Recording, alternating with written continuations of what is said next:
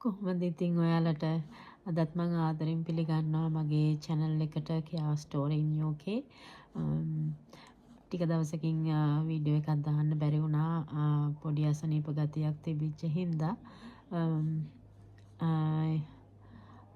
ටික දවසක් ඉඳලා දාන්න හදන වීඩියෝ එකේ thumbnail එක දැක්කහම තරහක් ගියාද මන් දන්නේ නැහැ.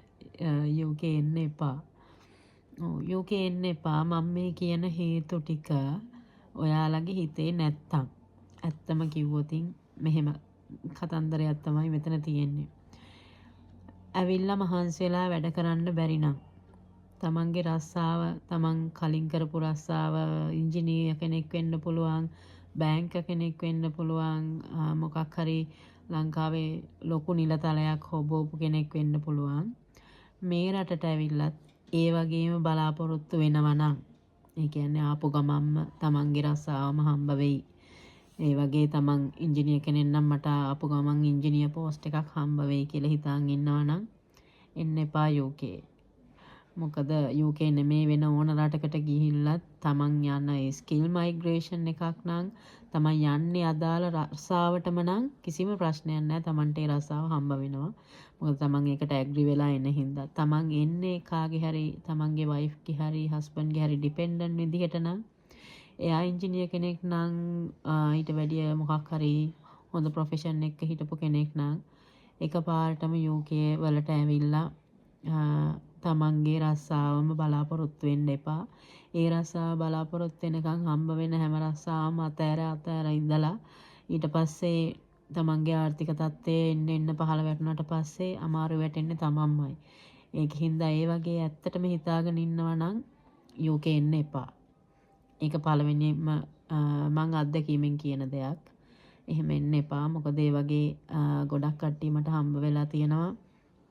තමන්ගේ තත්ත්වයේ තරහා තිරම රස්සාව ඔක්කොම ලංකාවේ තිබිච්ච දේම මෙහෙත් බලාපොරොත්තුෙන් ආපු අය තමන්ට ඒ කියන්නේ මෙහි ඇවිල්ලා එකපාරට මෙහෙම රස්සාවල් හම්බ වෙන්නේ නැහැ. ඩොක්ටර් කෙනෙක්ට වුණත් මෙහි ආපු ගමන් එයා ඩොක්ටර් විදිහට වැඩ කරන්න බෑ. මෙහි තියෙන යම් විභාග පාස් වෙන්නේ නැතුව. ඒක ලංකාවේදීම කරලා එන කෙනෙක්ට ඒ සුදුසුකම් හදාගෙන එන කෙනෙක්ට මෙහි වැඩ කරන්න පුළුවන්. ඒක වෙනම කතාවක්. නමුත් අර විදිහ එහෙම සුදුසුකම් හදාගන්නේ නැතුව නම් ආවේ UK වලට UK වල තියෙන ස්ටෑන්ඩඩ් එකට තමන්ගේ ප්‍රොෆෙෂන් එක හදාගන්න නැතුව එයාට ඒ රස්සාව කරන්න බෑ මෙහි. ඒක තමයි මෙහි තියෙන ලෝ එක, මෙහි තියෙන නේචර් එක ඒක. ඒක දැනගෙන එන්න ඕනේ.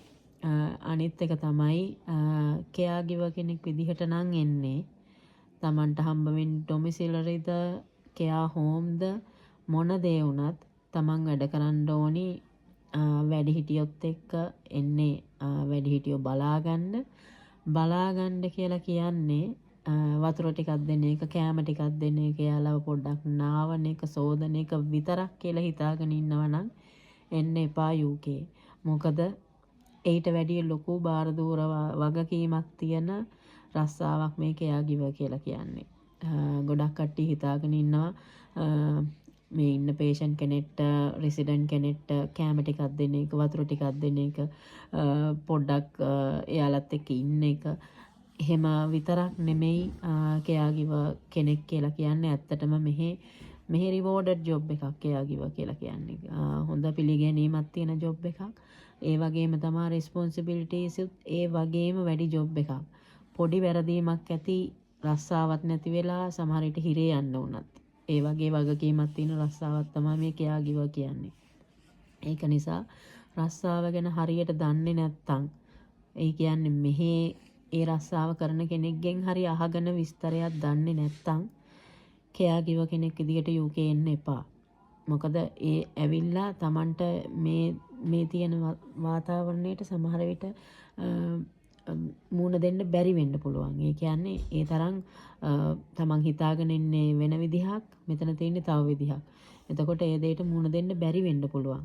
ඒකින්ද එහෙම නොදන්නව නම් එන්න එපා. තව දෙයක් තමයි කට්ට කන්න පුළුවන්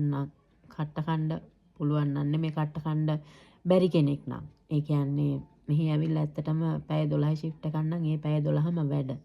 ලංකාවේ වගේ පැය 12 shift එකකින් පැය 6යි නෙමෙයි වැඩ කරන්නේ. පැය 12ම වැඩ.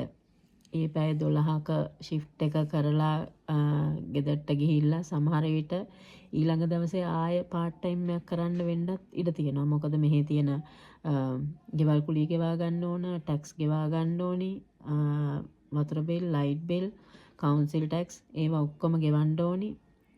කාලා බීලා ජීවත් වෙන්න ඕනි. එන්නේ ඒ ටික ඔක්කොම කරගන්න නම් එක්කෙනෙක්ගේ පඩියකින් කොහොමවත් කරන්න බෑ. දෙන්නෙක්ගේ පඩියක් අනිවාර්යෙන්ම ඕන. ඒ දෙන්නෙක්ගේ පඩියනොත් කාලා බීලා ওই ටික කරගෙන ඉන්න නම් අනිවාර්යෙන්ම තව අමතර ජොබ් එකක් තිබුණා නම් තමයි ඒක කම්ෆර්ටබල් වෙන්නේ.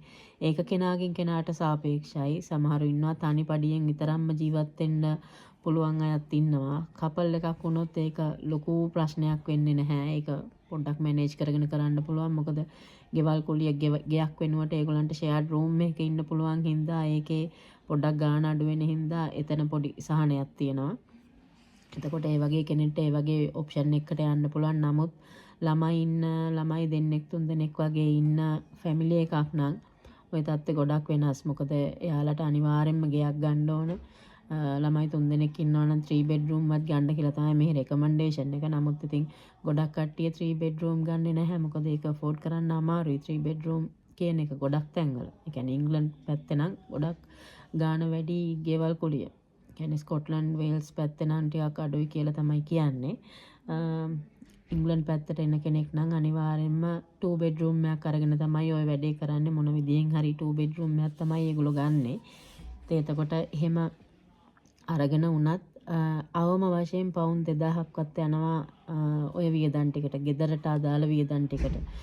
එතකොට කෙනෙක්ට තේරුම් ගන්න පුළුවන් කන්න බොන්නත් යම් ගාණක් ගියාට පස්සේ ලොකු ගාණක් අතේ ඉතුරු වෙන්නේ නැහැ.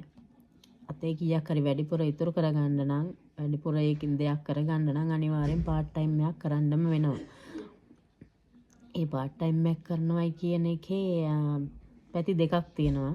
එකක් තමන්ගේ එක්ස්පීරියන්ස් එක වැඩි වෙනවා. තමන්ගේ කෙයා පැත්තෙන් එනවා නම් ඒ කෙනාගේ එක්ස්පීරියන්ස් වැඩි වෙනවා. තව ඉහළට යන්න ක්වොලිෆිකේෂන් හදාගන්න පුළුවන්. ඒ වගේ දේවල් තියෙනවා.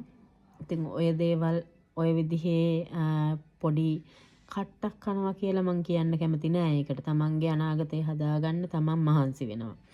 ඒක තමයි ඒකට හරිම වචනේ කියන්නේ. මොකද තමන්ගේ දරුවෝ වෙනුවෙන් ආවේ ගොඩක් කට්ටිය.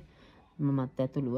ඒ කියන්නේ ඒ ළමයින්ට හොඳ අනාගතයක් තියෙනවා කියන එක විශ්වාස කරගෙන තමයි අපි මේ හැමදේම කරන්නේ. එතකොට ඒක කට්ටක් කියලා හිතෙන්නේ අපි යම් කිසි කැපකිරීමක් කරනවා. ඒක තමයි ඒකට හරිම වචනේ කියලා මම හිතන්නේ. ඒ වගේ දෙයක් කරන්න පුළුවන් කියලා මේ හිතෙන්නේ නැත්තම් අනේ අපිට මෙහෙම වැඩ කරන්න බෑ. ඒ වගේ හිතනවා නම් එන්න එපා UK. මං කියන්නේ අන්නේ හේතු ටික තමයි UK එන්න එපා කියන හේතු ටිකට මම මේ කියන්නේ. අනිත් එක තව දෙයක් තමයි ලංකාවේ හොඳට සමාජ ආශ්‍රය කරලා. ඒ කියන්නේ හවසට යාළුවෙක් හම්බ වෙන්න ගිහිල්ලා ඒ වගේ සෝෂල් ලයිෆ් එකක් ගත කරපු කෙනෙක්. යාළුවෝ නෑ දෑයෝ නැතුවම බෑ වගේ ඒගොල්ලත් එක්කම දැවටිලා ගත කරපු ජීවිතයක් නම් ගත කරේ. UK එන්න එපා. මොකද මෙහි නෑ දෑයෝ නෑ. යාළුවෝ නෑ. හවසට එහෙම යාළුවොත් එක්ක තැන් වල කතා බහ කරගෙන ඉඳලා ඒ වගේ සෝෂල් ලයිෆ් එකක් ගත කරන්න බෑ ඇත්තට. මොකද මෙහි ආවොත් වැඩ කරන්න ඕනේ. වැඩ කරේ නැත්තම් සල්ලි නෑ. අනිත් එක ඒ විදිහ ලංකාවේ වගේ ඒ විදිහ දේවල් කර ඉන්න මෙහි හැකියාවක් නෑ ඇත්තටම කිව්වොත්. මෙහි ඒ වගේ ලයිෆ් එකක් නෑ. මොකද මෙහි අසල්වාසියෙක් එක්ක එහෙම කතා කරලා ගොඩක් කුළුපග වෙලා ඉන්න එහෙම සමාජයක් ඇත්තටම මෙහි නෑ. මෙයාලගේ ලයිෆ් ස්ටයිල් එක ටිකක් වෙනස් අපිට වැඩිය. ටිකක් නෙමෙයි ගොඩක් වෙනස්.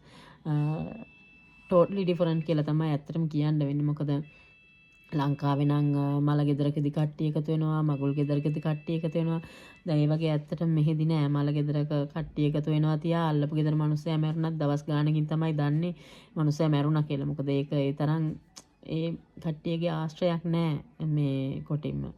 ඒකින්ද ඒ වගේ ලයිෆ් එකක නම් ඉන්නේ. ඒ වගේ ලයිෆ් එකක් අමතක කරන්න බෑ කියලා හිතාගෙන ඉන්නවනම් මට මගේ නෑදෑයෝ ඕන, මගේ හිතවත්තු ඕන, මට හවසට පොඩ්ඩක් අඩියක් ගහන්න යන්න ඕනේ, හවසට පොඩ්ඩක් යාළුවෙක් එක්ක සෙට් වෙන්න ඕනේ, එහෙම නැත්නම් ජීවිතේ කිසිම ගතියක් නෑ වගේ හිතාගෙන ඉන්න කෙනෙක් නම් අනේ UK එන්න එපා.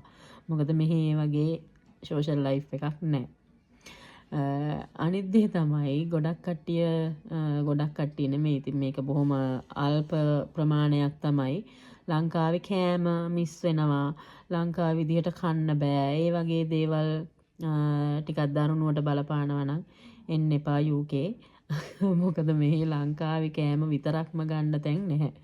ලන්ඩන් පැත්තේ නම් තියෙනවා කියලා ආරංචි. ඒත් ලංකාවේ විදිහටම කන්න බෑ අපිට. ඒකින්ද අනිත් එක එහෙම කණ්ඩ ගියාම ටිකක් වියදමත් වැඩි. මොකද මෙහි තියෙන ආලා කැරට් වලට වැඩිය ලංකාවේ ඒ කියන්නේ ආසියාවේ කෑම ගණන් වැඩි මෙහි.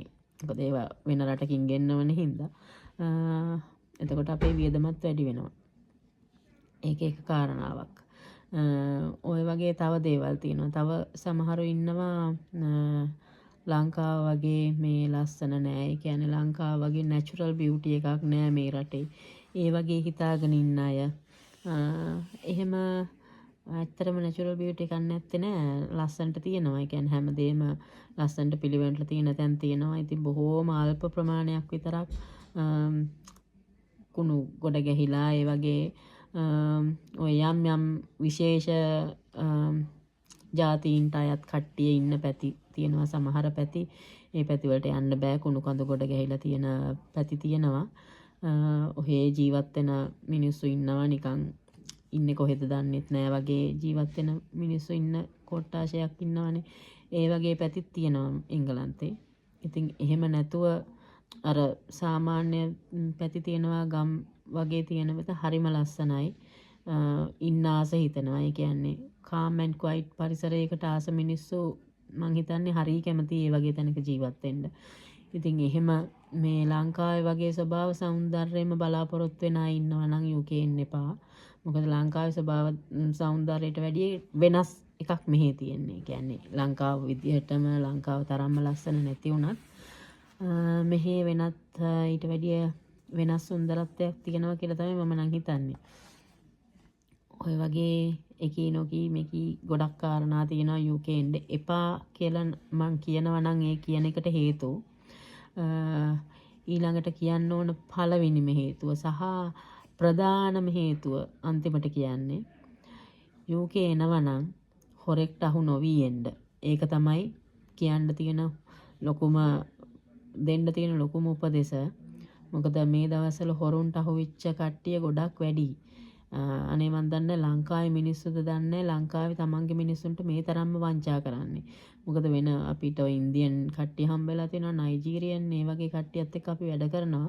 නමුත් කිසිම දවසක ඒගොල්ලෝ කියන්නේ නැහැ ඒගොල්ලන්ගේ කෙනෙක්ව මේ විදිහේ වංචාවකට අහු වුණා කියලා. ඒගොල්ලෝ ඇත්තටම වංචාවලට අහු වෙන්නේ නැහැද්ද මන් දන්නේ. ඒ තරමට අපිට අහන්න හම්බ වෙන්නේ නැහැ. මට නම් අහන්න ලැබිලා නැහැ. මේ ලංකාවේ කට්ටිය තමයි මේ වගේ වංචාවලට අහු වෙලා තියෙන්නේ ගොඩක්. මට තේරෙන්නේ ඇයි ලංකාවේ මිනිස්සු තමන්ගේ මිනිස්සුන්ට මේ වගේ වැඩ කරන්න කියලා. ඊයේ පෙරේද මට කෙනෙක් කතා කරලා කිව්වා එයාලා ආවේ පවුන් 35000ක් දීලා. නමුත් එයාලව ගෙනාපු කෙනා දැන් ෆෝන් එකවත් ආන්සර් කරන්නේ නැහැ. එයාලට ගෙන ආපු දවසේ ඉඳලා ඒ කියන්නේ ඇවිල්ලා මාස 3මාරක් 4ක් වෙනවා කිව්වා. ආපු දවසේ ඉඳලා තම වෙනකම්ම ජොබ් එක දීලා නැහැ.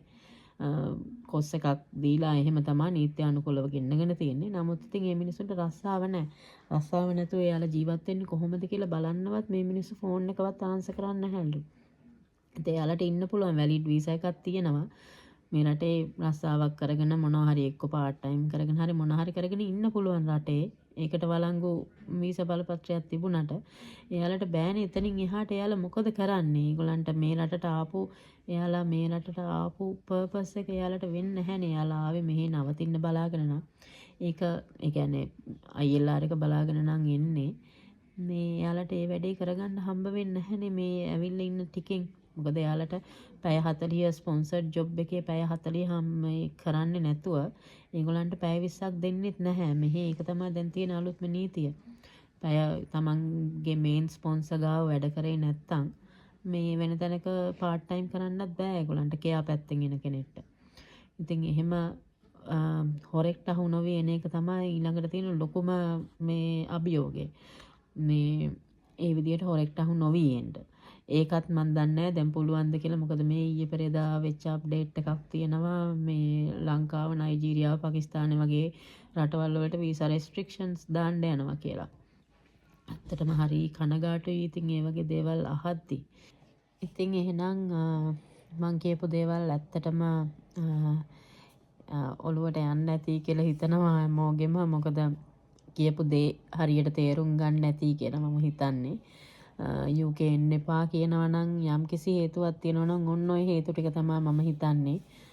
මං හිතනවා මම සාධාරණයි කියලා. මොකද එහෙම ওই දේවල් ටික කරගන්න බැරුව ওই විදිහට හිතන්නේ නැතුව Tamanට ප්ලෑන් එකක් නැතුව ආපු අය ආපහු හැරිලා ගිහිල්ලා තියෙනවා. සමහරු මෙහි අසයිලම් දාගෙන ඒ වගේ කිසිම අනාගතයක් පේන්නේ නැතුව තාම බයෙන් ඉන්න මොනවා වෙයිද මොනවා ආපහු යන්න වෙයිද මොනවා හරි වෙයිද ඒ වගේ දේවල් හිත ඉන්න අයත් ඉන්නවා. ඒක හින්දා දැන් ඔය කෙයාරින් පැත්තට ආපු අය අනේ මේ මොකද්ද මේ ජොබ් එක අපිට කරන්න බෑ කියලා නහයින් අඬාගත්ත ගමන් ඉන්න අය ඉන්නවා. ඉතින් ඒක හින්දා තමයි මම මේ කියන්නේ UK එන්න එපා කියලා. මේ වගේ දේවල් නම් හිතේ තියෙන්නේ. මේ වගේ දේවල් නොදැන UK එන්න එපා. ඒක තමයි මම කියන්නේ. UK නෙමෙයි කිසිම රටකට යන්න එපා. ඇත්තටම කිව්වොත් ඒ රටේ අඩුම ගානේ තමයි යන රට ගැන පොඩි රිසර්ච් එකක් හරි කරන්නේ නැතුව ඒ රට ගැන මොනවා හරි දෙයක් දැනගන්නේ නැතුව පොඩ්ඩක් හරි හොයන්න. ඒ කියන්නේ ඒ රටේ කොහොමද ලිවිං කොස්ට් එක ජීවත් වෙන්නේ කොහොමද මොන වගේ දේවල්ද තියෙන්නේ Tamanට චැලෙන්ජස් තියෙන්නේ මොන වගේ දේවල්ද Taman අඳුරන කෙනෙක් නැත්තම් හැම රටකම නැහැනේ. ඉතින් දන්න කෙනෙක්ගෙන් අහන්න විදිහක් නැත්තම් අවම වශයෙන් Google search කරලා හරි එහෙම හරි හොයන්න.